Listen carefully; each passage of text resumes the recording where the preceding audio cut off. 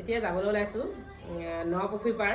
আজি প্ৰীতি ভোজ আছে আৰু কোন কোন আহিব লগ পাম আৰু মই সকলো দেখাম বাৰু।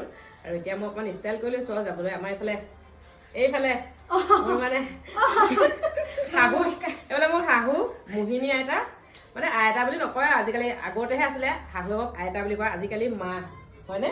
আৰু এয়া দেই মোৰ শাহু মানে একদম মানে মোক ধুনীয়াকৈ ষ্টাইল কৰি পঠিয়ালে।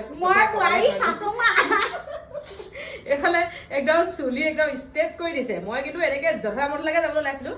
নহয় বোৱাৰী এনেকৈ অকণমান ভালকৈ ষ্টেট কৰি যোৱা, এনেকৈ কৈছে। কিন্তু মডাৰ্ণ শাহু। য়েছ। আৰু ধেমালি গ'ল, অলপ জমনি কৰিছোঁ। আজি যিহেতু খ্ৰীষ্টমাছ 25 ডিচেম্বৰ, সকলোলৈকে খ্ৰীষ্টমাছৰ শুভেচ্ছা জ্ঞাপন কৰিলোঁ। যিসকল মোৰ খ্ৰীষ্টিয়ান ধৰ্মাৱলম্বী লোক আছে আৰু কোনোবা যদি মোৰ তেনেকুৱা খ্ৰীষ্টিয়ান ধৰ্মাৱলম্বী লোক আছে, খ্ৰীষ্টমাছ খাবলৈ মাতিব দেই, একদম মানে যাবলৈ ৰেডি আছোঁ। আৰু প্ৰথমে এতিয়া মই ফ'ল' লাইক এটা কৰি দিব, আকৌ কেলে নকৰে নহয়, কৰি দিব বোৱাৰীক দেই। লাইক এটা কৰিব, কমেণ্ট এটা কৰিব, লগতে কৰিব। আকৌ সেইটো বেল আইকন নে কি সেইটো দবাই দিব আকৌ।